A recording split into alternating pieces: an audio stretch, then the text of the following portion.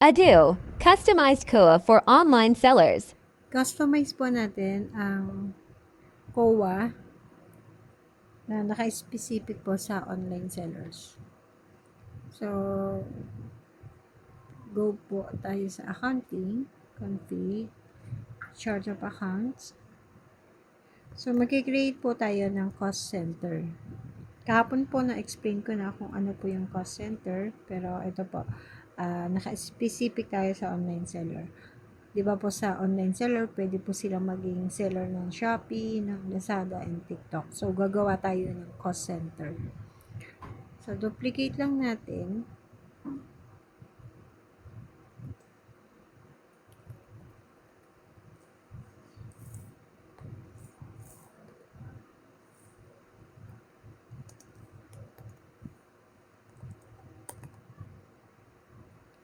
So, ilalagay na rin natin yung contra account ni Shopee, which is yung sales discount and sales returns and allowances.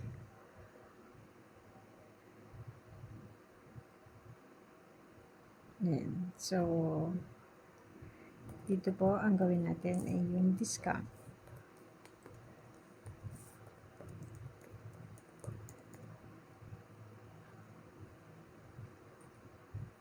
Dito po, returns and allowances.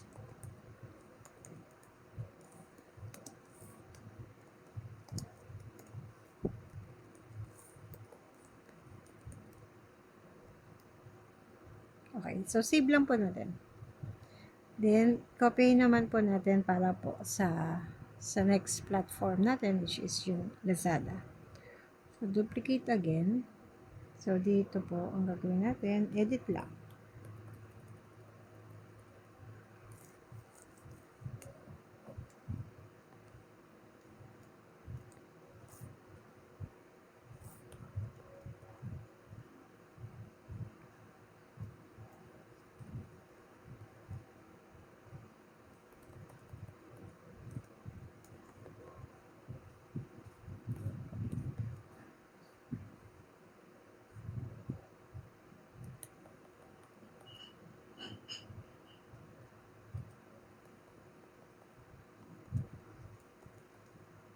Okay, so save.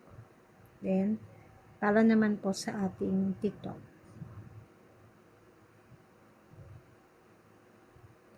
Edit again.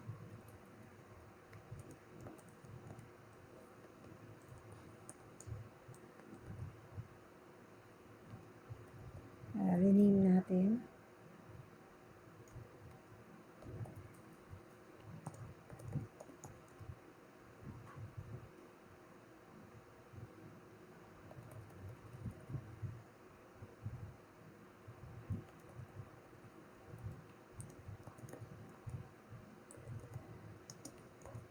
Ayan. So, sa sales natin o sa income natin, kompleto na tayo. So, meron na tayong sales discounts, meron na tayong returns and allowances for each platforms. Ang next natin is yung accounts receivable. So, si accounts receivable, kailangan din po natin lagyan ng cost center. Para alam natin sa TikTok magkano pa ba yung collectibles ko. Sa Lazada, ganun din. So, search lang natin. So, ito po yung kukopihin natin. So, duplicate mo lang siya.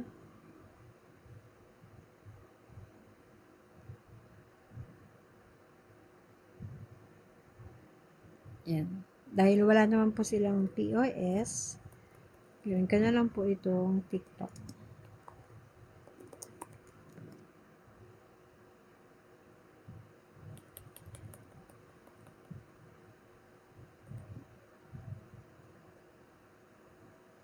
And then, Lazada.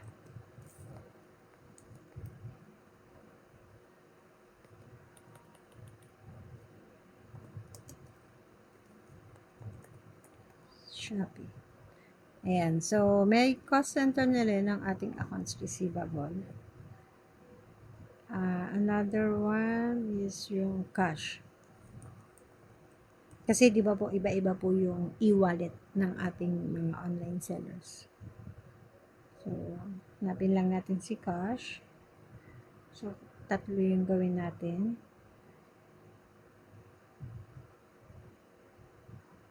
Though sa import, pwede nyo naman po na isahan na lang. Sa import pa lang, malagay nyo na po. So, Shopee Pay.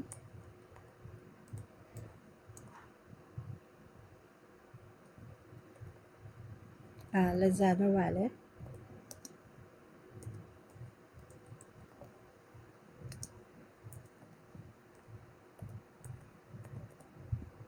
And TikTok wallet.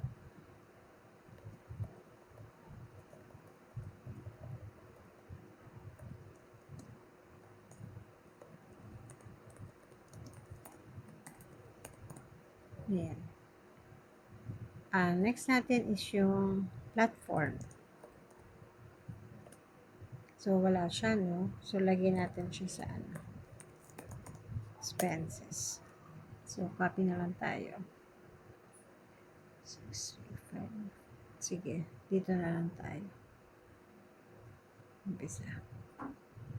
So, ganun din po. Tatlo din po yung ating platforms.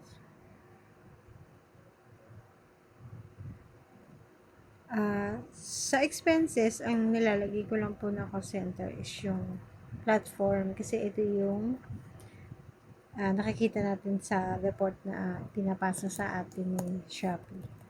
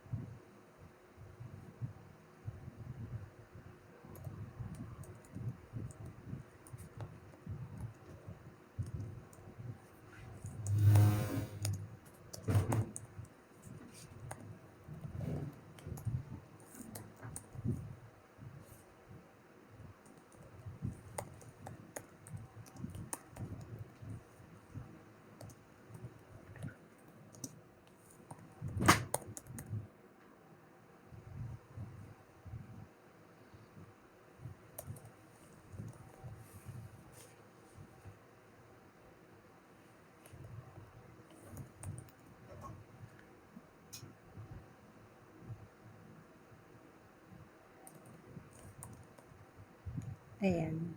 So, nagawa na rin po natin yung cost center na exclusive po sa ating platform fees. Kung meron pa po kayong i-add na gusto nyo po na expenses na naka-specific po sa isang cost center nyo po, pwede nyo pa pong add.